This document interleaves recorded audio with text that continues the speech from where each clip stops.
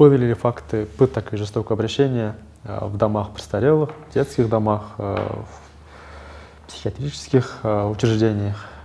Тоже закрыто? В начале деятельности Национального центра по предупреждению пыток был такой факт, я не буду называть учреждением, это в самом начале деятельности, был такой факт, что в одном из психиатрических учреждений из арматур была сделана клетка, обычная клетка, куб.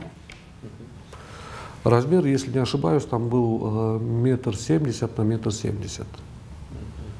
Вот, если не меньше, вот, ну, чтобы не соврать, был квадрат такой, и куда помещались люди, которые не подчинялись требованиям администрации, санитаров, да? Ну, держались там. По сроку содержания в клетке сказать не могу, но при первом же посещении то, что эта клетка была демонтирована, это факт. Это факт. Клетка была демонтирована, в последующем это учреждение оно было под вниманием, и потом, слава богу, в других местах мы не встречали этого. В одном из социальных учреждений для престарелых было такое, то, что там было такое понятие, как смотрящий. Дома престарелых. Дом престарелых, есть смотрящий. И руководство данного учреждения в какой-то мере поощряло действия этого смотрящего. Очень долго работали с этим учреждением. В конечном итоге, да, такого понятия, в принципе, сейчас нет. Ну, сами себе представьте, там бабушки, дедушки, да? А тут человек. И все его называют, даже те бабушки, которые понятия не имеют, что такое, там, допустим, ОПГ, криминальный авторитет там, или что-то в этом роде, вот они говорят: ой, у нас смотрящий. А он был из числа тех, кто из бабушек, дедушек, да? Из числа тех, кто там содержался, и при этом он человек, который в свое время отбывал срок в местах лишения свободы. И я не знаю, как он договорился с администрацией, но администрация ему позволила наводить свои порядки там. Это в одном учреждении? Это в одном учреждении. Ага. Ситуация, я говорю, там исправлена, руководство там сменилось, и такого понятия там уже нету. А за что отвечал он? То есть не считая того, что порядок должен быть, чтобы никто не жаловался, что еще, какие функции? За порядок, за то, чтобы никто не жаловался и чтобы все исполняли требования там санитарок. Поборы были какие денежные?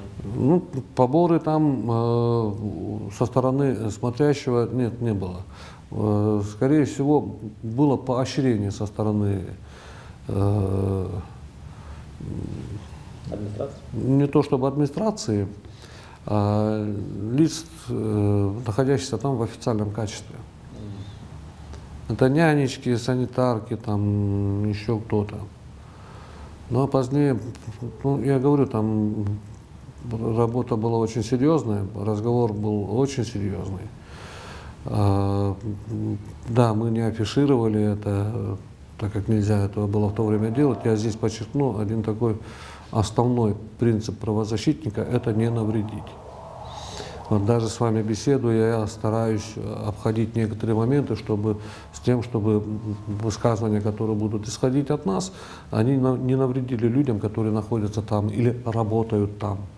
То есть все наши действия, высказывания, они не должны вредить, кому бы то ни было.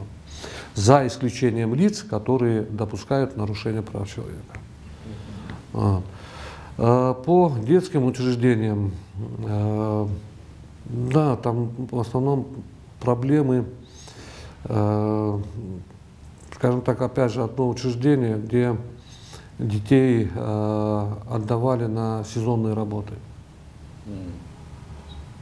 Весенние работы, летние, там, осенние сезонные работы. Детей отдают на эти работы, отдавали вернее. При этом в качестве оплаты шла только еда. Отдавали, скажем, не по 5-10, а 1-2 ребенка отдадут, там, он там поработает, он придет, вернется. Ну, сейчас явно таких фактов нету, но, скажу так, есть сигналы.